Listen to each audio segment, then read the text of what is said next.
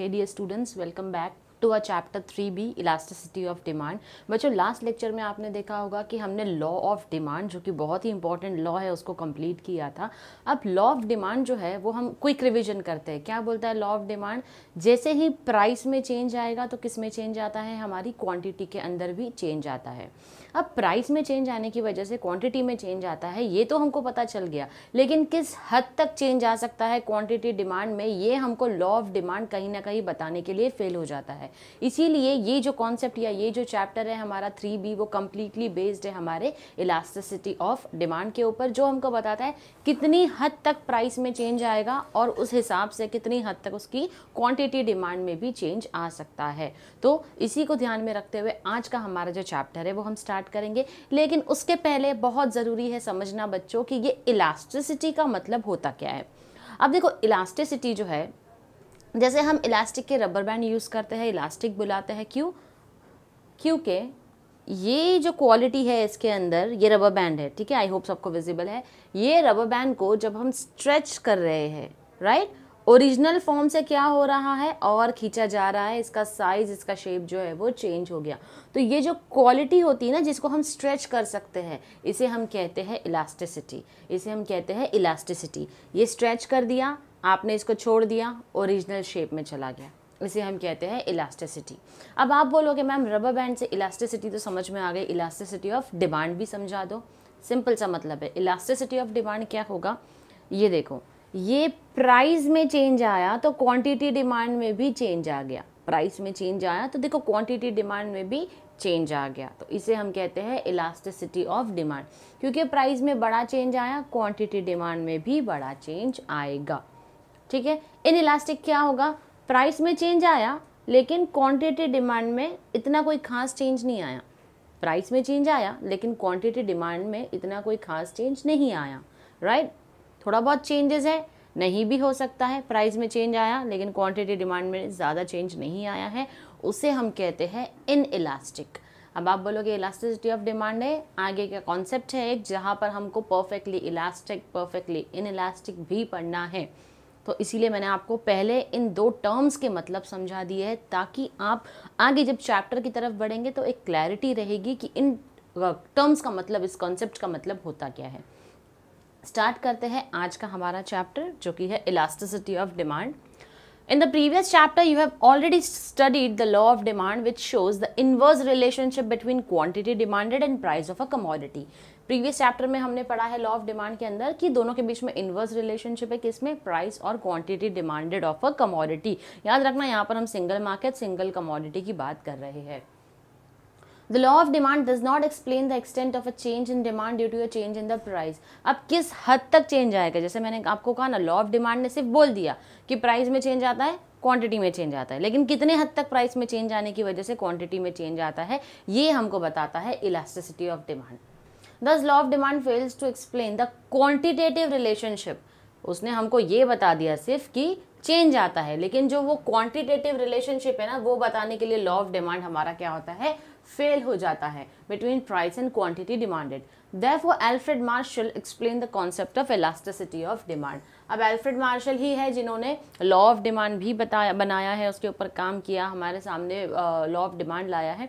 अब इन्हीं को कहीं ना कहीं लगा कि मेरी पढ़ाई में कौन सी चीज़ की कमी है, तो इन्हें पता चला कि लॉ ऑफ डिमांड कितने हद तक चेंज आता है, क्वांटिटेटिव चेंज तो नहीं बताता है, सिर्फ बोलता है प्राइस में चेंज आएगा, क्वांटिटी में चेंज आएगा, और प्राइस में चेंज आएगा तो डिमांड में चेंज आएगा, लेकिन कितने हद तक का चेंज आता है ये बताने के लिए इन्होंने इस कॉन्सेप्ट को इंट्रोड्यूस किया है, जिसे हम कहते हैं elasticity of demand. Now, concept of elasticity of demand, the term elasticity indicates responsiveness of one variable to a change in the other variable. यानी elasticity का मतलब क्या बता रहा है यहाँ पर, एक में चेंज आया तो दूसरे में भी चेंज आने वाला है, तो यहाँ पर वेरिएबल टर्म यूज़ किया है। तो वेरिएबल हम किसको बोलेंगे यहाँ पर, प्राइस और डिमांड को ही बोलेंगे। Elasticity of demand refers to degree of responsiveness of quantity demanded to a change in its price or any other factor. यहाँ पर बोला जा रहा है क्वांटिटी डिमांड जो हम करते हैं उसमें चेंज आना। क्यों चेंज आना? क्योंकि प्राइस में चेंज आया है या प्राइस के अलावा किसी दूसरे फैक्टर में चेंज आया है। याद रखो यहाँ सिर्फ प्राइस नहीं ले रहे, प्राइस के साथ साथ दूसरा फैक्टर भी ले रहे। फॉर एग्जांपल इनकम हो सकता है दूसरा फैक्टर, राइट। तो प्राइस में चेंज आया या फिर कोई दूसरे फैक्टर में चेंज आया, इसीलिए क्वांटिटी डिमांड में चेंज आता है। Now according to professor Marshall, elasticity of demand is great or small according to the amount demanded। elasticity of demand क्या है? बड़ी भी हो सकती है, छोटी भी हो सकती है। किस हिसाब से चलती है? जितनी आपने क्वांटिटी उसकी डिमांड की है। which rises much or little for a given fall in price and quantity demanded falls। जो कि बढ़ती है which rises much और little, जो बहुत ज़्यादा बढ़ेगी या बहुत ही कम बढ़ेगी for a given fall in price. क्या होता है? प्राइस घटाने से जो या तो बहुत ज़्यादा क्वांटिटी डिमांड बढ़ सकती है या फिर क्वांटिटी डिमांड के ऊपर ज़्यादा फर्क नहीं पड़ता है। And quantity demanded falls much और little for a given rise in price. यानी कि सिंपल सा मतलब है, कुछ कमोडिटीज़ या कुछ गुड्स ऐसे होते हैं जहाँ पर अगर प्राइस में फ़र्क आता है तो उनकी क्वांटिटी डिमांडेड में बहुत ज़्यादा फ़र्क आएगा या तो बिल्कुल फ़र्क नहीं आएगा, राइट। और प्राइस अगर बहुत ज़्यादा बढ़ गया है तो फिर अगेन क्वांटिटी डिमांड में ज़्यादा चेंज आ सकता है या फिर थोड़ा ही चेंज आ सकता है। तो यहाँ पर बोला जा रहा है whenever there is a change in price there is a change in quantity or there may not be any change in quantity। That is what elasticity of demand is trying to explain. It is clear from the above definition that elasticity of demand is a technical term which describes the responsiveness of change in quantity demanded to fall or rise in price। जैसे मैंने अभी समझाया कि क्या होता है, quantity demand में change आएगा जैसे ही प्राइस घटेगा या बढ़ेगा। In other words, it is the ratio of percentage change in the quantity demanded of a commodity to a percentage change in price। तो बेसिकली यहाँ पर बोला जा रहा है क्या है elasticity of demand, percentage change में क्वांटिटी को बताता है कितनी क्वांटिटी डिमांड की गई है जब परसेंटेज चेंज इन प्राइस होता है। तो यानी कि परसेंट में हम इसको आगे देखेंगे किस तरीके से इसका इलास्टिसिटी ऑफ डिमांड का हमारे फॉर्मूला है। ओके अब इलास्टिसिटी ऑफ डिमांड में जैसे हमने देखा था ना, अलग अदर फैक्टर्स भी आ सकते हैं। तो उसके अंदर देखो अब यहाँ पर 3 अलग अलग टाइप दिए हैं इलास्टिसिटी ऑफ डिमांड के। सबसे पहला है income elasticity, then we have cross elasticity and third is our price elasticity, जिसके ऊपर इंटायर चैप्टर हमारा बेस्ड है। लेकिन हम इनकम और क्रॉस इलास्टिसिटी के कॉन्सेप्ट को भी समझेंगे। Now, income elasticity, it refers to degree of responsiveness of a change in quantity demanded to a change in the income only. Other factors including price remain constant. जब बात चल रही है यहाँ पर इनकम इलास्टिसिटी की, तो यहाँ पर हम देखेंगे किस तरीके से बच्चों इनकम में चेंज आने की वजह से आपकी क्वांटिटी डिमांड में चेंज आता है। यहाँ पर प्राइस, यहाँ पर दूसरे सभी फैक्टर्स क्या रहेंगे? कांस्टेंट रहेंगे, उनमें किसी तरीके का बदलाव नहीं आएगा। अगर आएगा तो किसके अंदर आएगा? सिर्फ और सिर्फ आपकी इनकम में चेंज आएगा। यहाँ पर प्राइस में भी किसी तरीके का चेंज नहीं है। Unchanged it is expressed as, अब ये बहुत ही इंपॉर्टेंट फॉर्मूला है हमारे लिए बच्चों जो हमको याद रखना है। Okay, percentage change in quantity demanded upon percentage change in income. हमने इनकम के बारे में क्या पढ़ा था? अगर हमारी इनकम बढ़ती है तो हमारा स्टैंडर्ड ऑफ लिविंग इम्प्रूव होता है, हम उस तरीके से और ज़्यादा गुड्स की क्या करते हैं? डिमांड करते हैं। अगर हमारी इनकम में कोई चेंज नहीं आया है या फिर हमारी इनकम कम हो गई है तो क्वांटिटी डिमांड में अगेन क्या होता है? चेंजेस आ सकता है। तो यहाँ पर इनकम इलास्टिसिटी को सिंबॉलिकली रिप्रेजेंट किया गया है। पहले तो वर्ड्स में लिखा है percentage change in quantity demanded upon percentage change in income. अब सिंबॉलिकली इसको कैसे रिप्रेजेंट करेंगे? इलास्टिसिटी ऑफ इनकम ना, या फिर इनकम इलास्टिसिटी ना, तो Y इज फॉर इनकम, तो इसीलिए इसको EY एज सिंबॉलिकली लिखा गया है। अब ये परसेंटेज को परसेंटेज की साइन में लिख दिया गया है। ये जो दिया है हमको ये ट्राइंगल, इसका मतलब होता है चेंज, इसका मतलब होता है चेंज। और फिर वी हैव क्वांटिटी। अब इसको हम और कैसे आगे रिप्रेजेंट करेंगे? तो percentage change in quantity upon क्या है? ओरिजिनल क्वांटिटी दिया गया है परसेंटेज चेंज इन प्राइस, यानी कि ये जो है ये चेंज है और ये जो है वो क्या है? ये है ओरिजिनल। तो ओरिजिनल को हमने क्या किया है? डिनोमिनेटर में लेकर परसेंटेज चेंज जो न्यू है और उसको डिवाइड कर दिया गया है ओरिजिनल क्वांटिटी डिमांड से। सिमिलरली हमने जो चेंज्ड प्राइस है उसको क्या कर दिया है? चेंज इनकम जो है, सॉरी ये इनकम है हमारी, चेंज इनकम को हमने ओरिजिनल इनकम से क्या कर दिया है? डिवाइड कर दिया गया है। और इसी तरीके से फिर फॉर्मूले को अप्लाई करके हमारा सिम्बॉलिकली रिप्रेजेंट करता है income elasticity of demand.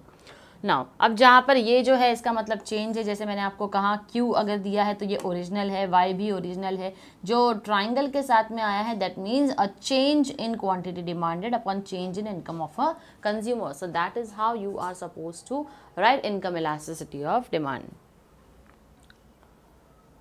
Okay, next that we have is cross elasticity of demand. अब क्रॉस इलास्टिसिटी क्या होगा, यहाँ पर बेसिकली बात आ जाती है कॉम्प्लीमेंट्री गुड्स की या फिर सब्सटीट्यूट्स की. यानी एक कमोडिटी के प्राइस में चेंज आने की वजह से क्या होता है, दूसरी कमोडिटी की क्वांटिटी डिमांड जो है वो क्या होती है, अफेक्ट होती है. फॉर एग्जांपल सब्सटीट्यूट में जैसे मैं आपको हमेशा बोलती हूँ T and coffee is the best example. जहाँ पर आप कहीं बाहर गए हो, आपने चाय या कॉफ़ी का भाव पूछ दिया. अगर आपने पूछा चाय, आपने देख लिया 10 रुपया चाय का प्राइस है और कॉफ़ी का प्राइस जो है वो क्या है, मे बी 15 रुपीज़ है फॉर एग्जाम्पल. तो आपने देखा 10 की चाय है, लेकिन आप जब गए चाय पीने के लिए तो हो सकता है वहाँ पर चाय ख़त्म हो गई हो. अब आपको तो कुछ तो ड्रिंक चाहिए ही for so that you keep yourself refreshed. तो ये रिफ्रेशमेंट के लिए आप चले गए. अब आपने देखा कि 10 रुपये की चाय मुझे चाहिए, लेकिन चाय तो अवेलेबल है नहीं. तो आपने क्या किया, आपने देखा कि कॉफ़ी अवेलेबल है. तो भले 15 की थी, but for the refreshment you wanted to have it, you had it, right. तो इस तरीके से सब्सटीट्यूट्स के ऊपर देखो किस तरीके से फ़र्क पड़ता है. Okay, now cross elasticity it refers to a change in quantity demanded of one commodity, एक commodity due to a change in the price of other commodity. ये मैंने सब्सटीट्यूट का टी एंड कॉफ़ी का सिर्फ एग्जांपल दिया था. यहाँ पर क्रॉस में हमको क्या बोल रहा है, एक कमोडिटी के प्राइस में चेंज आने की वजह से दूसरे कमोडिटी के डिमांड में क्या होता है, चेंज आता है. इसीलिए फिर यहाँ पर हम उसको लिखेंगे, क्रॉस इलास्टिसिटी को ई सी से रिप्रेजेंट करेंगे symbolically. Percentage change in quantity demanded of A. यहाँ याद रखना बच्चों, यहाँ पर क्वांटिटी डिमांडेड ऑफ ए दिया हुआ है, percentage change in price of B. तो यहाँ पर क्रॉस इलास्टिसिटी में प्राइस आएगा, ठीक है. किसमें प्राइस, किसका चेंज हुआ है, बी का चेंज हुआ है, तो क्वांटिटी डिमांड ए की अफेक्ट हुई है, ठीक है. There are two products A and B. तो एक का प्राइस चेंज हुआ तो दूसरे का क्वांटिटी डिमांड जो है वो चेंज हुआ. तो ए जो है हमारी ओरिजिनल कमोडिटी है जो हमको खरीदना था, बी जो है वो उसकी कॉम्प्लीमेंट्री या सब्सटीट्यूट है, कॉम्प्लीमेंट्री या सब्सटीट्यूट गुड्स है. तो यहाँ पर इस तरीके का चेंज आता है, एक के प्राइस में चेंज आने की वजह से दूसरे की क्वांटिटी डिमांड में चेंज आता है. ओके, सिंबॉलिकली कैसे रिप्रेजेंट किया गया है यहाँ पर, symbolically cross elasticity of demand is equal to percentage change in quantity demanded of A upon percentage change in price of B. Then quantity demanded of A, हम जो चेंज्ड है वो भी लेंगे, जो ओरिजिनल है उसको डिनोमिनेटर में लेंगे. यहाँ बी का चेंज प्राइस लेंगे, बी की ओरिजिनल प्राइस जो है वो भी हम ले लेंगे. इस तरीके से सिंबॉलिकली हमको क्या करना है, रिप्रेजेंट करना है. जहाँ पर क्यू ए सिर्फ दिया हुआ है वो हमारी ओरिजिनल क्वांटिटी है, और जहाँ पर ट्राइंगल के साथ में दिया गया है that is change in quantity demanded of commodity A. तो यहाँ पर बहुत ज़रूरी है आप ये ए और बी और प्राइस और क्वांटिटी किसका किस तरीके से लिखना है उसको आपको सही तरीके से जो है वो याद होना बहुत ही ज़रूरी है. अब जो हमारा थर्ड एंड लास्ट टाइप आता है बच्चों, that is our price elasticity of demand. Okay, price elasticity. According to Professor Alfred Marshall, price elasticity of demand is a ratio of proportionate change in quantity demanded of a commodity to a given proportionate change in its price. यानी कि यहाँ पर proportionate change आता है quantity demand में, तो उसी हिसाब से change in price में भी आएगा. सिंबॉलिकली हम किस तरीके से इसको लिखेंगे, percentage change in quantity demand. अब क्योंकि ये इलास्टिसिटी ऑफ डिमांड प्राइस का है, इसको हम रिप्रेजेंट करते हैं ई डी से. ओके, सिंबॉलिकली हम मेंशन करेंगे E D is equal to percentage change in quantity upon percentage change in price. अब परसेंटेज चेंज इन क्वांटिटी और प्राइस को निकालने के लिए फिर से हम इलास्टिसिटी ऑफ डिमांड वाला फॉर्मूला लेंगे, जहाँ पर हम मेंशन करेंगे ये है हमारी चेंज्ड क्वांटिटी, ये है हमारी ओरिजिनल क्वांटिटी, ये है हमारा चेंज्ड प्राइस, ये आता है हमारा original price. Similarly percentage change in quantity upon quantity into price, original price ऊपर आ जाएगा upon percentage change in price नीचे आ जाएगा डिनोमिनेटर में, और जहाँ पर उसका डिटेल में दिया है कि किसको क्या बुलाया जाता है. For example Q original quantity है हमारी, Q with triangle is known age difference between new quantity and original quantity demanded. तो यहाँ पर न्यू और ओरिजिनल क्वांटिटी डिमांडेड जो है उसका डिफरेंस आएगा। पी जो है वो हमारा ओरिजिनल प्राइस है। अगेन ट्राइंगल विथ पी क्या है, हमारा जो चेंज क्वांटिटी, बेसिकली जो डिफरेंस आ जाता है ओरिजिनल और न्यू प्राइस के बीच में, तो वो यहाँ पर हमारा मेंशन होगा। तो इसे हम कहते हैं प्राइस इलास्टिसिटी, इसे हम कहते हैं price elasticity. Okay, now a very important concept which is types of price elasticity of demand. सबसे पहले तो हमने 3 टाइप देखे किसके, इलास्टिसिटी ऑफ डिमांड के। क्या था, पहला टाइप इनकम था, दूसरा क्या था क्रॉस इलास्टिसिटी, तीसरा क्या आया हमारा प्राइस इलास्टिसिटी। अब इसी प्राइस इलास्टिसिटी ऑफ डिमांड के देयर आर 5 टाइप्स। क्या है, प्राइस इलास्टिसिटी ऑफ डिमांड के वी हैव फर्दर 5 टाइप्स में डिवाइड किया गया है प्राइस इलास्टिसिटी ऑफ डिमांड। सबसे पहला है perfectly elastic demand. Perfectly elastic demand जिसको हम लिखते हैं ED is equal to infinite का साइन आता है, इलास्टिसिटी ऑफ डिमांड को ईडी करके रिप्रेजेंट किया जाता है। तो elasticity of demand is equal to infinite. Infinite क्यों बोला गया है, ये हम इसके मीनिंग को पढ़कर समझेंगे। Okay, when a slight or zero change in the price brings about an infinite change in the quantity demanded of that commodity, brings in infinite change in the quantity demanded of that commodity, it is called perfectly elastic demand.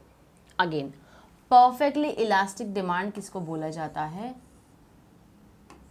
जहां पर एक छोटा सा change या फिर कोई change नहीं, क्या बोल रहा है, एक छोटा सा चेंज, स्लाइट चेंज और zero change in the price. Price में एक छोटा सा चेंज आया या फिर कोई चेंज ही नहीं आया, लेकिन उसकी क्वांटिटी डिमांड में बहुत ज़्यादा फर्क पड़ा।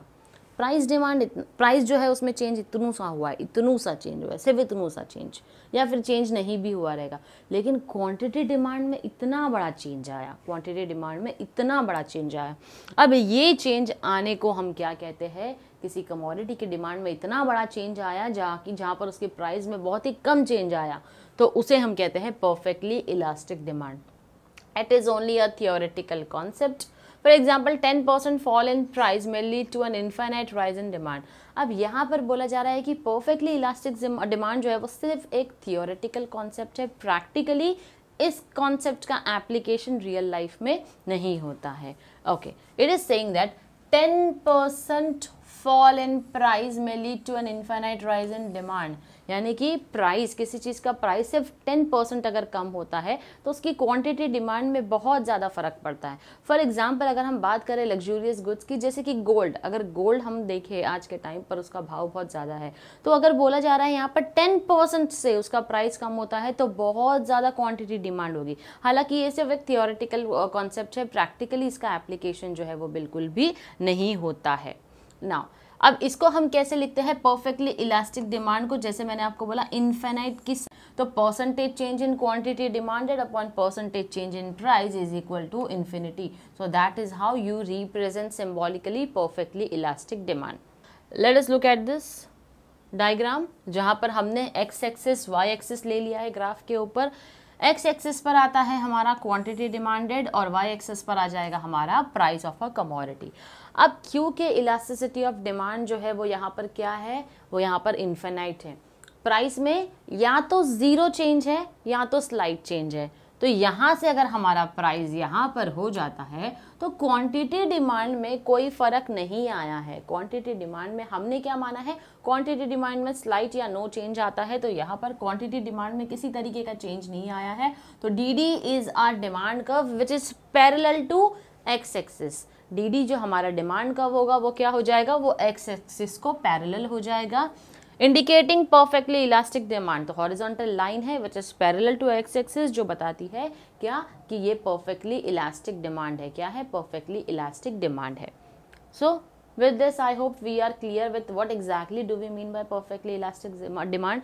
यहाँ पर प्राइस में बहुत ही कम चेंज होता है, स्लाइट और ज़ीरो चेंज, लेकिन क्वांटिटी डिमांड जो है उसमें बहुत बड़ा चेंज आता है, ह्यूज चेंज।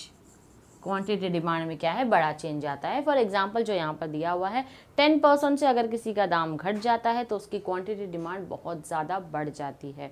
ये एक थियोरेटिकल कॉन्सेप्ट है परफेक्टली इलास्टिक डिमांड, जहाँ पर हमारा डी जो डिमांड कर्व है वो पैरेलल होता है हॉरिजॉन्टल लाइन में किसको, एक्स एक्सिस को, तो वो रिप्रेजेंट करता है हमारा perfectly elastic demand, which is just a theoretical concept. Moving to the next type which is our perfectly inelastic demand. Perfectly inelastic demand. अब परफेक्टली इन इलास्टिक डिमांड क्या होगा, where ED is represented as ED is equal to 0. यहाँ पर perfectly in elastic में हम क्या करते हैं, इलास्टिसिटी ऑफ डिमांड हमारी क्या होती है, 0 होती है. When a percentage change in price has no effect on the quantity demanded. अब वहाँ देखो प्राइस में चेंज नहीं था, वहाँ पर क्या था, प्राइस में चेंज नहीं था, लेकिन क्वांटिटी डिमांड में बहुत बड़ा चेंज था. परफेक्टली इन इलास्टिक उसका अपोजिट है. क्या बोलता है हमको, when a percentage change in price has no effect, यहाँ पर किसी तरीके का इफेक्ट ही नहीं है क्वांटिटी के ऊपर, क्वांटिटी डिमांड में किसी तरीके का कोई इफेक्ट नहीं है. It is called perfectly inelastic demand. तो इसको हम क्या बुलाते हैं, ऐसे कमोडिटी की डिमांड को हम कहेंगे perfectly inelastic demand. For example 20% fall in price will have no effect on quantity demanded. किसी चीज़ का दाम 20% से अगर घट जाता है तो उसकी क्वांटिटी डिमांड में किसी तरीके का चेंज नहीं आता है. देखो किसी चीज़ का कंजम्पशन जो है वो हम कुछ हद तक कर सकते हैं. यहाँ पर हम एग्जाम्पल के तौर पर जो मोनोपोली गुड्स हो सकते हैं हम उसकी बात कर सकते हैं. किसकी बात करेंगे, मोनोपोली गुड्स जो होते हैं हम उसकी बात कर सकते हैं, या फिर हम सॉल्ट या मिल्क की बात करेंगे. अगर इसका प्राइस कम भी हो जाता है तो आप अपने घर में इसको कितना भर के रख सकते हो. मिल्क के दाम अगर कम हो जाते हैं, such a situation rarely occurs, for example demand for salt और मिल्क. अगर इनके दाम घट भी गए तो आप इसका स्टॉक बहुत ज़्यादा, इनकी क्वांटिटी बहुत ज़्यादा तो लाकर नहीं रख सकते हो. कहीं ना कहीं मिल्क एक पेरिशेबल आइटम भी हो जाता है कि आपने बहुत ज़्यादा रख लिया तो उतना तो वो चलने ही वाला नहीं है, राइट. तो उसकी क्वांटिटी डिमांड में कोई चेंज जो है वो नहीं आने वाला है. हालांकि उसके प्राइस में चेंज आया लेकिन क्वांटिटी डिमांड में चेंज नहीं आएगा. Okay. ED is equal to percentage change in quantity upon percentage change in price. वहाँ जहाँ पर ED को हमें पता है कि 0 है. क्यों 0 है, because there is change in price has no effect on the quantity. तो न्यू क्वांटिटी तो यहाँ पर कुछ है नहीं ना, तो ED हमारा 0 है अपॉन 20. तो 20 जो है हमारा परसेंटेज है फॉल इन प्राइस में, so ED becomes 0. Elasticity of demand is 0. तो ये है हमारा perfectly inelastic demand. This is our perfectly inelastic demand where elasticity of demand is represented as ED is equal to 0. ED is equal to 0. Perfectly elastic में क्या होता है, ED is equal to infinite. क्यों, क्योंकि price में 0 change होगा या फिर नो चेंज होगा, लेकिन क्वांटिटी डिमांड में बड़ा चेंज आ जाता है. और यहाँ पर क्या है, प्राइस में चेंज आया लेकिन क्वांटिटी डिमांड में किसी तरीके का चेंज नहीं आता है. Okay. Perfectly inelastic demand को हम देखेंगे किस तरीके से रिप्रेजेंट किया गया है. हमने क्या पढ़ा कि प्राइस में चेंज आता है. क्या होता है, प्राइस में चेंज आता है लेकिन क्वांटिटी डिमांड में कोई फर्क नहीं पड़ा है. तो देखो प्राइस में चेंज आया, ओरिजिनल प्राइस OP है हमारा, यहाँ से P1 की तरफ गया. जब प्राइस घटा तभी भी डिमांड पे कोई फर्क नहीं पड़ा, जब प्राइस कम हो गया तभी भी डिमांड पे कोई फर्क नहीं पड़ा है. क्वांटिटी डिमांड के ऊपर कोई फर्क नहीं पड़ा है. Now when price rises from OP to OP1, जब OP से OP1 की तरफ गया, ठीक है, फ्रॉम OP टू OP2 से फॉल हुआ, ये प्राइस हुआ है, ये फॉल हुआ है. Demand remains unchanged at OQ. तो ये जो डिमांड है हमारा ये किसी तरीके का चेंज नहीं हुआ है. क्वांटिटी डिमांड हमारा वैसे का वैसा ही है. Therefore, the demand curve is a vertical straight line parallel to y-axis. तो डिमांड कर्व ये हमारा बना, डिमांड में किसी तरीके का चेंज नहीं है बोला गया, तो this is our demand curve जहाँ पर किसी तरीके का चेंज नहीं है. It is a vertical line which is parallel to y-axis, so it is known as a perfectly inelastic demand. इसे हम कहते हैं perfectly inelastic demand. Now next that we have is unitary elastic demand. Unitary elastic demand, it is related to units. Okay. When a percentage change in price leads to a proportionate change in quantity demanded, then the demand is said to be unitary elastic. Whenever there is a percentage change in price leads to a proportionate change in quantity demanded, then the demand is said to be unitary elastic. For example, 50% fall in price of a commodity leads to 50% rise in quantity demanded. Now the term proportionate here means equal. Proportionate का मतलब यहाँ पर क्या होगा, it means equal. तो price जिस हिसाब से बढ़ेगा क्वांटिटी डिमांड भी इक्वल क्वांटिटी में, क्वांटिटी डिमांड जो है वो भी इक्वल टू प्राइस क्या होगा यहाँ पर बढ़ेगा। जैसे कि दिया है किसी चीज़ का दाम अगर 50% गिर गया, क्या हो गया, किसी चीज़ का प्राइस 50% गिर गया, तो यहाँ पर बोल रहा है उसकी क्वांटिटी डिमांड 50% बढ़ जाएगी। उसकी क्वांटिटी डिमांड क्या होगी, 50% बढ़ जाएगी। ED is equal to percentage change in quantity upon percentage change in price is equal to 50 upon 50। जैसे कि प्रपोर्शनेट बोला ना, इक्वल होगा, तो यहाँ पर भी 50, यहाँ पर भी 50 इज इक्वल टू 1, तो ED is equal to 1। ED elasticity of demand is equal to 1। Now unitary elastic demand का डायग्राम कैसा होगा, this is our original price, क्या हो गया, प्राइस जो है वो कम हो गया, OP से OP1 की तरफ आ गया, तो क्वांटिटी डिमांड में भी क्या हो गया, इक्वल चेंज आया। क्वांटिटी डिमांड में भी क्या हो गया, इक्वल चेंज आ गया। तो ये ओरिजिनल क्वांटिटी थी, ये यहाँ से बढ़कर न्यू क्वांटिटी है हमारी OQ1, तो क्योंकि ये अब घट गया तो ये आएगा हमारा डिमांड कर्व, क्योंकि ये कम हो रहा है ना हमारा डिमांड कर्व, जो कि नीचे की तरफ जा रहा है from left to right. ED is equal to 1, क्योंकि प्रोपोर्शनेट चेंज आया है ना प्राइस में, और क्वांटिटी डिमांड में क्या होगा, प्रोपोर्शनेट चेंज होगा। प्रोपोर्शनेट मींस इक्वल चेंज आएगा, तो उसे हम कहेंगे unitary elastic demand wherein ED is equal to 1। Let us understand this diagram. Okay, therefore the slope of demand curve is a rectangular hyperbola. Okay, ये जो हमारा demand curve आया है ना, it is a rectangular hyperbole. It is a rectangular hyperbole. Okay, next we have is relatively elastic demand wherein ED is less than 1. ED क्या होता है, less than 1 होता है। तो ये कौन सी situation में होगा, when a percentage change in price leads to more than proportionate change in quantity demanded. पहले क्या बोल रहा था, इक्वल चेंज है, किसमें, यूनिटरी में, इसीलिए इज इक्वल टू क्या आ गया, 1 आ गया। अब यहां पर बोला जा रहा है whenever there is a percentage change in price, एक परसेंटेज चेंज आया प्राइस में, leads to more than proportionate change in quantity demanded, the demand is said to be relatively elastic. Okay, पिछले कॉन्सेप्ट में क्या पढ़ा हमने, प्रपोर्शनेट चेंज है, equal change है। यहाँ पर प्रपोर्शनेट से ज़्यादा चेंज है, प्रपोर्शनेट से ज़्यादा चेंज है। क्या था लास्ट एग्जांपल हमारा, 50% चेंज आता है किसी भी कमोडिटी के अंदर, तो उसके क्वांटिटी डिमांड में इक्वल चेंज आया 50%, प्राइस में 50%, क्वांटिटी में 50%, 50-50 कट इज इक्वल टू 1। अब यहाँ पर बोला जा रहा है कि प्रपोर्शनेट चेंज से थोड़ा ज़्यादा फर्क पड़ता है क्वांटिटी डिमांड के ऊपर। एग्जाम्पल के तौर पर 50% fall in price leads to 100% rise in quantity demanded. हुआ ना प्राइस से ज़्यादा हो गया ना, प्राइस कितना कम किया हमने, सिर्फ 50%, क्वांटिटी डिमांड कितनी बढ़ गई उसकी, 100%। तो क्योंकि क्वांटिटी डिमांड उसकी 100% बढ़ गई है, तो ED is equal to percentage change in quantity upon percentage change in price, wherein ED is equal to 100 upon 50, क्योंकि ये क्वांटिटी डिमांडेड है, ये हमारा प्राइस है, तो 100 अपॉन 50 इज इक्वल टू 2। तो ED हमारा क्या है, 2 है, तो ED 2 है, तो ED इज ग्रेटर देन 1, एक से बड़ा हो गया ना।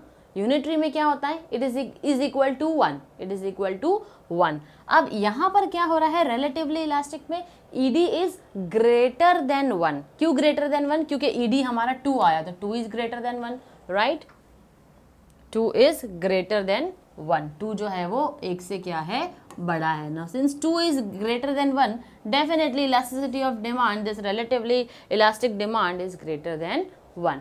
Quantity demanded x-axis, price on y-axis. This is our original quantity. This is our original price. अब original price क्या हो गया, कम हुआ, क्या हो गया, कम हो गया। ओरिजिनल क्वांटिटी में देखो कितना चेंज आ गया, कितना ह्यूज चेंज जो है वो आ गया। प्राइस कम हुआ, क्वांटिटी डिमांड में क्या हो गया, चेंज आ गया। तो ये जो हमारा DD है ना, डिमांड कर्व, ये जो हमारा डिमांड कर्व है, जो इन दो पॉइंट को टच करता है, it is a flatter slope, it is a flatter slope, एकदम फ्लैट आया है, राइट, एकदम फ्लैट आया है, तो it is representing relatively elastic demand. Now when price falls from OP to OP1, 50% price घटा है हमारा, तो चेंज कितना आया है, 100% चेंज आया है, तो it has a flatter slope. ये जो डिमांड कर्व है, it has a flatter slope, that is what we mean by our relatively elastic demand. Now moving to our relatively inelastic demand, where ED is less than 1. ED यहाँ पर कम है, okay. When a percentage change in price leads to less than proportionate change in quantity demand. अब relatively elastic में याद रखना ज़्यादा था, ED was greater than 1. अब ED greater than 1 है तो proportionate change ज़्यादा होगा, ED less than 1 है तो proportionate change से क्या होगा, कम होगा. When a percentage change in price leads to less than proportionate change, less than बोला है यहाँ पर, इन वर्ड्स को ध्यान में रखोगे आपको अपने आप याद हो जाएगा. It is less than proportionate change in the quantity demanded. Demand is said to be relatively inelastic. For example 50% fall in price leads to 25% rise in quantity demanded. अब यहाँ पर क्या बोल रहा है, प्रपोर्शनेट यानी इक्वल से क्या है, कम है. क्वांटिटी डिमांड, आपने प्राइस में बहुत बड़ा चेंज किया लेकिन क्वांटिटी डिमांड में उसका कम चेंज आया. एग्जाम्पल 50% प्राइस घटा दिया लेकिन क्वांटिटी डिमांड में चेंज कितना आया है, सिर्फ 25% आया है. सिर्फ 25% ही हमारा डिमांड जो है वो बढ़ा है, ज़्यादा फर्क नहीं पड़ा है. हमने प्राइस कितना घटा दिया, 50% घटा दिया, राइट. लेकिन क्वांटिटी डिमांड में कितना चेंज आया, सिर्फ 25% आया है. तो यहाँ पर ED को रिप्रेजेंट करेंगे percentage change in quantity upon percentage change in price. तो 25/50 इज इक्वल टू 0.5. तो डेफिनेटली 0.5 अगर इलास्टिसिटी ऑफ डिमांड है तो वो 1 से कम ही है. तो ED is less than 1. Okay, now how do we represent the same on the graph. Quantity demanded x axis पे, वाई एक्सिस पे हमने प्राइस ले लिया है. यहाँ पर अगर आप देखेंगे जब भी OP हमारा ओरिजिनल प्राइस है, OQ ओरिजिनल क्वांटिटी है. तो जब भी हमारा प्राइस जो है वो कम हुआ है, 50% प्राइस देखो हमारा क्या किया, हमने कम किया. लेकिन क्वांटिटी डिमांड में कितना फर्क पड़ा, सिर्फ और सिर्फ 25% का फर्क पड़ा है. तो that is your elasticity of demand which is DD demand curve, जो कि हमारा लेस देन क्या है, which is less than 1. DD demand curve is less than 1 and it has a steeper slope. It has a steeper slope. ये जो है हमारा, ये steeper है. इसके पहले क्या था, हमारा flatter था डिमांड कर्व. लेकिन अभी जो है हमारा, क्योंकि ED is less than 1 तो काफ़ी ज़्यादा steeper हो चुका है. ओके, यहाँ पर एक एक्सरसाइज दिया है, identify the type of price elasticity of demand for the following goods. तो this is just an example. In case if you are more keen to learn about elasticity of demand, you can go ahead with the exercise. Now try this, complete the table. Degree of elasticity of demand, types of elasticity of demand, description. Okay, perfectly elastic, perfectly inelastic, ये जो हमने अभी अभी पढ़ा है. जैसे कि अगर आपको पता होगा perfectly inelastic में क्या होता है, perfectly inelastic में wherein ED is equal to 0. ED हमारा क्या था, 0 था.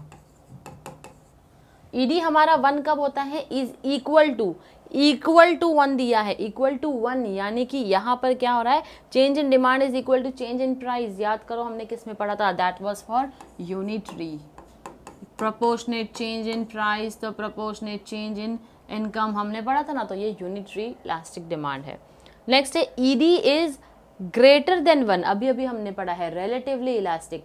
तो it is more than proportionate change. It is more than proportionate change in quantity demanded. ED is equal to infinite, तो that is relatively inelastic क्या represent करेगा, जहाँ पर ED is less than 1. ED क्या है, elasticity of demand is less than 1. Last है हमारा ED is equal to infinite, which is nothing but perfectly elastic demand. That is perfectly elastic demand.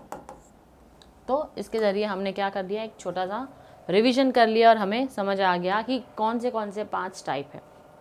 Perfectly elastic है जहाँ पर ED is equal to infinite. Perfectly inelastic है wherein ED is equal to 0. फिर आता है unitary जहाँ पर ED is equal to 1. फिर आता है relatively elastic Warren ED is greater than 1. Last आता है relatively inelastic Warren ED is less than 1. So these are the 5 important types of price elasticity of demand. Okay. Now there are certain methods of measuring price elasticity of demand. The very first one is ratio or percentage method. तो अब in price elasticity of demand को हम किस तरीके से major करेंगे. सबसे पहला दिया है आपको मेथड जो कि रेशियो या फिर परसेंटेज मेथड होता है. अब ये मेथड भी हमको, जिन्होंने ये इलास्टिसिटी ऑफ डिमांड के कॉन्सेप्ट को इंट्रोड्यूस किया है, उन्होंने ही इस मेथड को भी फॉर्म किया है. तो it was developed by professor Marshall. According to this method, elasticity of demand is measured by dividing the percentage change in demand by the percentage change in price. Percentage method is also known as arithmetic method. Price elasticity, okay. Percentage method को क्या बुलाया जाता है? Basically arithmetic method भी बुलाया जाता है। उसका सिंपल सा मतलब था जो हम अब तक देखते आ रहे हैं, क्या होता है ये? बेसिकली इसको बुलाया जाता है percentage change in quantity upon percentage change in price, percentage change in quantity और परसेंटेज चेंज इन प्राइस, इसीलिए उसको बुलाया भी रेशियो या परसेंटेज मेथड बोला जाता है।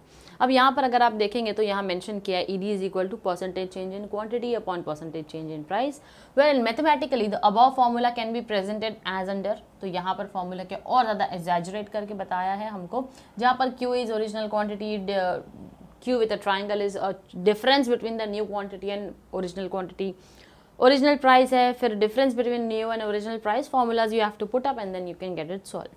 अब एक न्यूमेरिकल एग्जाम्पल दिया है यहाँ पर, चलो let us just try to find out which elasticity of demand is it. Numerical example, price 20 दिया है और 25 दिया है, क्वांटिटी डिमांडेड 10 और 9 दिया है। अब हमको फॉर्मूला जो है वो अप्लाई करना है। ओरिजिनल प्राइस अगर हम देखें तो हमारा क्या है 20 और न्यू प्राइस हमारा यहाँ है 25। अब डिफरेंस दोनों के बीच का कितना है 5, कितना है 5। सेम अगर हम प्राइस के अलावा क्वांटिटी देखें तो ओरिजिनल क्वांटिटी दी है हमको 10 और न्यू क्वांटिटी है हमारी 9, तो यहाँ पर डिफरेंस जो है वो किसका है 1 का है। कितना है 1 का है। Okay, now put up the formula percentage change in quantity upon percentage change in price. तो यहाँ पर परसेंटेज चेंज इन क्वांटिटी में आ जाएगा 1, ओरिजिनल क्वांटिटी जो थी हमारी वो क्या थी, वो थी हमारी 10। अब इनटू करेंगे हम, हमारा जो डिफरेंस है, सॉरी पहले प्राइस देखेंगे, ओरिजिनल प्राइस हमारा क्या है 20 है, और उसके बाद हम देखेंगे हमारा प्राइस का डिफरेंस कितना है, तो इट इज 5। तो when you put up this formula तो ultimately the answer comes to ED is equal to 0.4। तो 0.4 जो है वो 1 से कम है ना, तो ED is less than 1। So when ED is less than 1 it means elasticity of demand is relatively inelastic. तो this is known as a relatively in, okay इधर लिखा है relatively inelastic demand, it is an inelastic demand।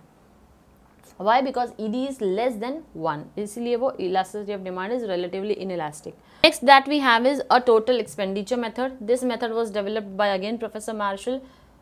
In this method total amount of expenditure before and after the price change is compared। Okay, total amount of expenditure कितना खर्चा हुआ है, कितना खर्चा हुआ है, कितने एक्सपेंसेस हुआ है प्राइस जब चेंज हुआ उसके बाद में। तो प्राइस चेंज होने के पहले हमारा एक्सपेंडिचर क्या था, प्राइस चेंज होने के बाद में हमारा एक्सपेंडिचर क्या था। Here the total expenditure refers to the product of price and quantity demanded। तो यहाँ पर किसके ऊपर ध्यान दिया जा रहा है, product of price and quantity demand के ऊपर। तो total expenditure is equal to price into quantity demanded. इसीलिए क्या किया है यहाँ पर, देखो हमको क्या फाइंड आउट करना है कि प्राइस चेंज होने के पहले और प्राइस चेंज होने के बाद में कितना हमारा खर्चा होता है। तो इसीलिए हम टोटल एक्सपेंडिचर जो है वो फाइंड आउट कर रहे हैं टोटल एक्सपेंडिचर मेथड में। In this connection Marshall has given the following propositions. अब मार्शल ने यहाँ पर 3 इंपॉर्टेंट प्रपोजिशंस जो है वो हमको दिए हैं। पहला रिलेटिवली इलास्टिक डिमांड, जहाँ पर elasticity of demand is greater than 1। When with a given change in the price of a commodity, total outlay increases, elasticity of demand is greater than 1। Total outlay is total expenditure की बात चल रही है यहाँ पर। When with a given change in the price of a commodity, total outlay increases। change in the price होने की वजह से total outlay, total खर्चा जो है हमारा बढ़ गया। प्राइस में चेंज आया है, ठीक है, जब प्राइस में चेंज आया तो टोटल खर्चा जो है हमारा और ज्यादा बढ़ गया है। तो इसीलिए इलास्टिसिटी ऑफ डिमांड क्या है, ग्रेटर देन 1 है। इलास्टिसिटी ऑफ डिमांड क्या है, ग्रेटर देन 1 है। यूनिटरी इलास्टिक में क्या बोला गया है, व्हेन प्राइस फॉल्स और rises total outlay does not change और रिमेन्स कांस्टेंट। टोटल एक्सपेंडिचर में कोई चेंज नहीं आया, प्राइस आप घटा दो या प्राइस को बढ़ा दो, टोटल एक्सपेंडिचर में कोई चेंज नहीं आया या फिर वो कांस्टेंट ही है। तो इसीलिए ED is equal to 1। Relatively inelastic हमको बोलता है टोटल आउटले डिक्रीज हुआ है, प्राइस में चेंज किया हमने तो हमारे एक्सपेंडिचर्स जो है वो क्या हो गए, कम हो गए हैं।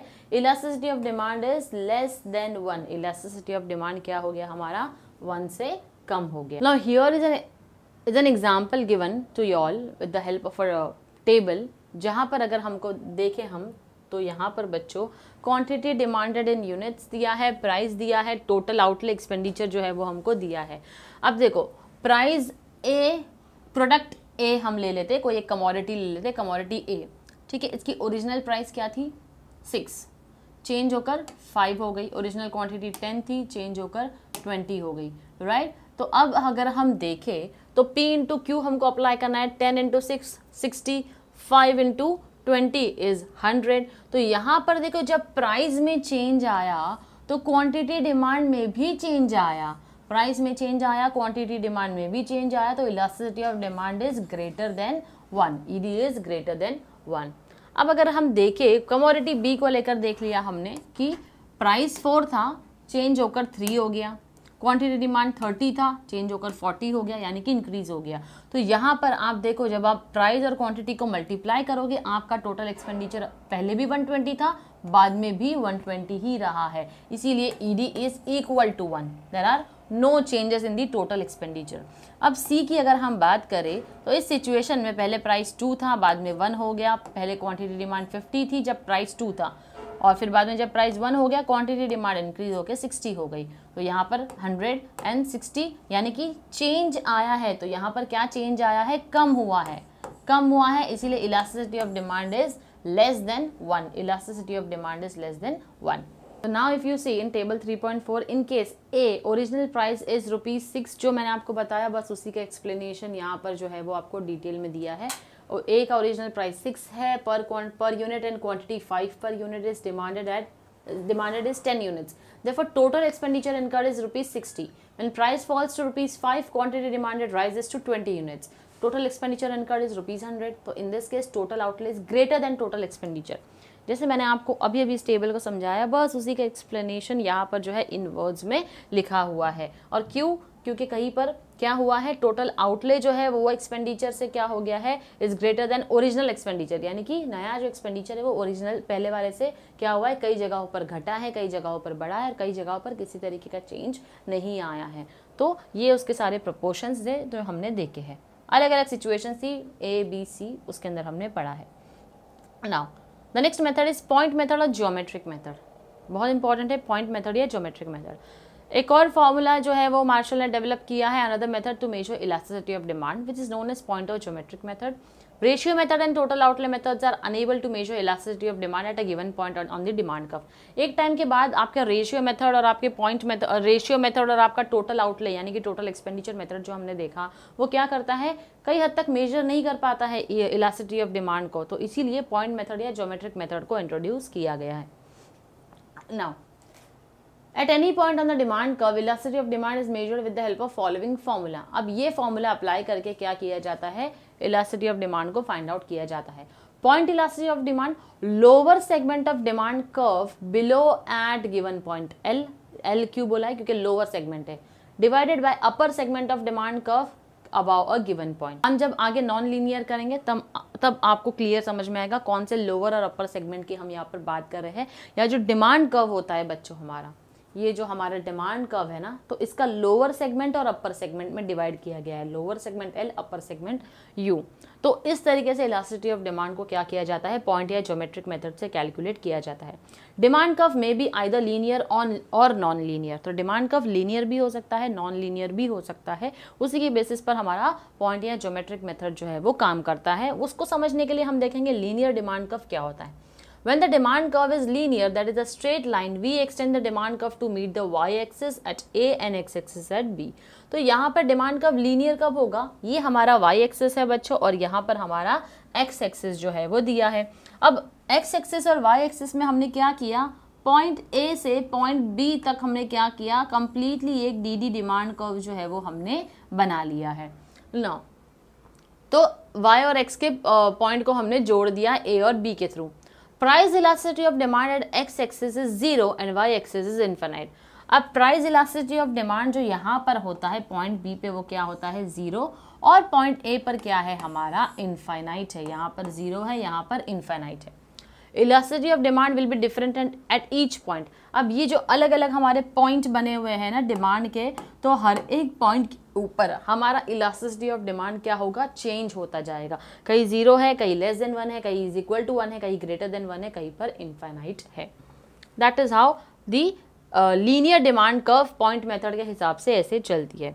Now let us assume that A B is a demand curve. Assume कर रहे हैं ए बी डिमांड कर्व है जिसकी टोटल लेंथ है, अब इसकी टोटल लेंथ कितनी है 8 सेंटीमीटर है। Point elasticity at various points on a linear demand curve can be measured as follows. अब ये जो आप देख रहे हो कि किस तरीके से हमने ये आइडेंटिफाई किया है, तो पहले तो हमने एज्यूम किया है डिमांड कर्व जो है हमारा डी जो ए से लेकर बी तक है वो कितना है 8 सेंटीमीटर का है। At point P the point elasticity is measured as P B upon P A. P कहाँ है, ये पॉइंट है हमारा P B upon P A, lower segment upon upper segment. तो 4 में इसको डिवाइड कर दिया, ये इक्वली डिवाइड किया हुआ है, तो यहाँ पर 4 सेंटीमीटर, यहाँ पर 4 centimetre. 4/4 is equal to 1। Thus at point P demand is unitary elastic, इसीलिए देखो यहाँ पर ये यूनिटरी इलास्टिक आया है, ईडी इज इक्वल टू 1। क्यों? क्योंकि 4/4 a small change in price और no change in price, equal change यानी कि प्रोपोर्शनेट चेंज आता है अगर प्राइस में, तो प्रोपोर्शनेट चेंज आता है उसकी क्वांटिटी डिमांड में। तो जहाँ पर इक्वल चेंज होगा वहाँ पर ED is equal to 1। At point P1 point elasticity is measured as P1B upon P1A।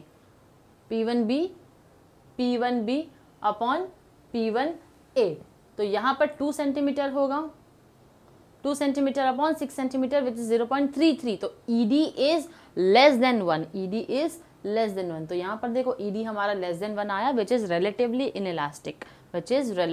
Inelastic, तो इसी को अप्लाई करते हुए हम आगे बढ़े हैं और इस तरीके से हमने सारे पॉइंट्स को फाइंड आउट किया है। Thus at point P1 demand is relatively inelastic, इसलिए पॉइंट P1 पे क्या बोला गया है, डिमांड जो है वो क्या है, इनइलास्टिक है, डिमांड हमारा इनइलास्टिक है। एट पॉइंट P2 अगर हम देखें पॉइंट P2 को, तो यहाँ पर पॉइंट इलास्टिसिटी किस तरीके से मेजर किया गया है, P2B upon P2A, P2B P2A, तो ये 6/2 हो गया इज इक्वल टू 3 है, तो ईडी इज ग्रेटर देन 1, इसीलिए इस पॉइंट पे ED is greater than 1। Now when we see point A की तरफ, the point elasticity is infinite, तो ये परफेक्टली इलास्टिक है। पॉइंट बी पर जो हमारी डिमांड है दैट इज 0, तो दैट इज पॉइंट इलास्टिसिटी पे 0 है, is equal ED is equal to 0। तो ये तो हमने लीनियर डिमांड कर्व पे देखा, क्या देखा, लीनियर डिमांड कर्व पे। लोअर सेगमेंट हम देखते हैं और अपर सेगमेंट हम देखते हैं। Lower segment of demand curve below a given point, एक पॉइंट के बाद हमने क्या देखा है, lower segment of demand curve below a given point divided by upper segment of demand curve above a given point. तो लोअर सेगमेंट अपर सेगमेंट को हमने डिवाइड करके देख लिया। अब आती है नॉन लीनियर कर्व की बारी। When the demand curve is non linear that is convex to origin, measure price elasticity of demand, we have to draw tangent A B. अब यहाँ पर ये देखो, ये अगर हमारा डिमांड कर्व इस तरीके का आता है, कॉन्वेक्स लेंस जो होती है उस तरीके का आता है, तो हमको एक टेंजेंट ड्रॉ करना पड़ता है उसके ऊपर ताकि हम उसको इक्वली कैलकुलेट कर पाए। तो ये हमने एक टेंजेंट जो है ए से लेकर बी तक का ड्रॉ किया है, जहाँ पर ये डिमांड कर्व जो है वो क्या होता है, डिमांड कर्व जो होता है वहाँ पर मिलता है, वो जरूरी है डिमांड कर्व का मिलना। We have to draw a tangent A B touching the given point on the demand curve and extending it to meet y axis तक हम बढ़ाएंगे, और जहाँ पर पॉइंट ए होगा एक्स एक्सिस पे पॉइंट बी होगा। Again lower segment of the tangent and upper segment of the tangent. Lower segment कहाँ पर है, ई से लेकर बी तक है, अपर सेगमेंट ई से लेकर ए तक है, that is your lower and your upper segment. If E B is equal to E A, E D is equal to 1 unitary elastic. अगर ये इक्वल रहेगा तो यहाँ पर आएगा यूनिटरी इलास्टिक। ई बी अगर ग्रेटर है ई ए से तो इट इज रिलेटिवली इलास्टिक। अगर ई बी इज, ये अगर कम है ई ए से, पॉइंट ई ए से, तो क्या होगा, relatively inelastic. That is what we have understood in the previous example of linear as well. So with this बच्चों we have completed the important methods of measuring elasticity of demand. अब हम next lecture में पढ़ने वाले हैं what are the factors that influence the elasticity of demand। तो ऐसे क्या फैक्टर्स है जो elasticity of demand को इन्फ्लुएंस करते हैं। तो मिलते हैं आपसे अपने लेसन 2 में। Till then stay tuned, thank you very much.